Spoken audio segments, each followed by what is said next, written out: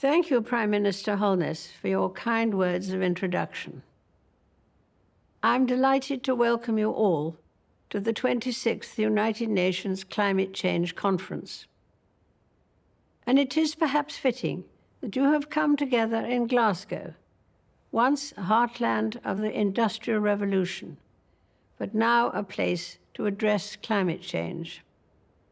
This is a duty I'm especially happy to discharge, as the impact of the environment on human progress was a subject close to the heart of my dear late husband, Prince Philip, the Duke of Edinburgh. I remember well that in 1969, he told an academic gathering, "If the world pollution situation is not critical at the moment, it is as certain as anything can be that the situation will become increasingly intolerable within a very short time. If we fail to cope with this challenge, all the other problems will pale into insignificance."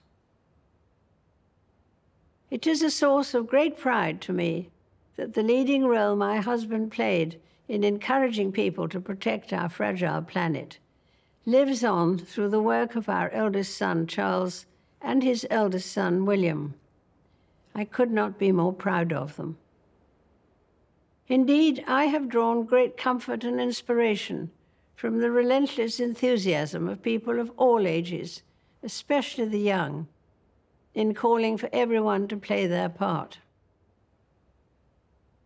In the coming days, the world has the chance to join in the shared objective of creating a safer, stabler future for our people and for the planet on which we depend. None of us underestimates the challenges ahead, but history has shown that when nations come together in common cause, there is always room for hope. Working side by side, we have the ability to solve the most insurmountable problems and to triumph over the greatest of adversities. For more than 70 years, I have been lucky to meet and to know many of the world's great leaders. And I have perhaps come to understand a little about what made them special. It has sometimes been observed that what leaders do for their people today is government and politics. But what they do for the people of tomorrow, that is statesmanship.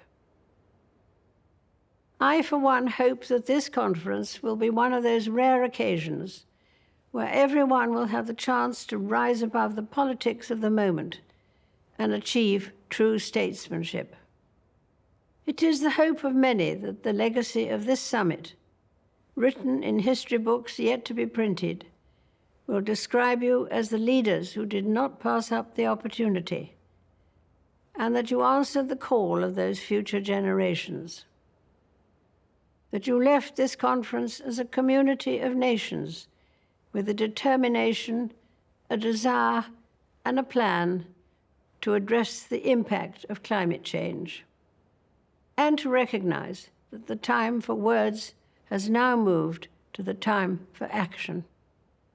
Of course, the benefits of such actions will not be there to enjoy for all of us here today. We none of us will live forever. But we are doing this not for ourselves, but for our children and our children's children, and those who will follow in their footsteps. And so I wish you every good fortune in this significant endeavor.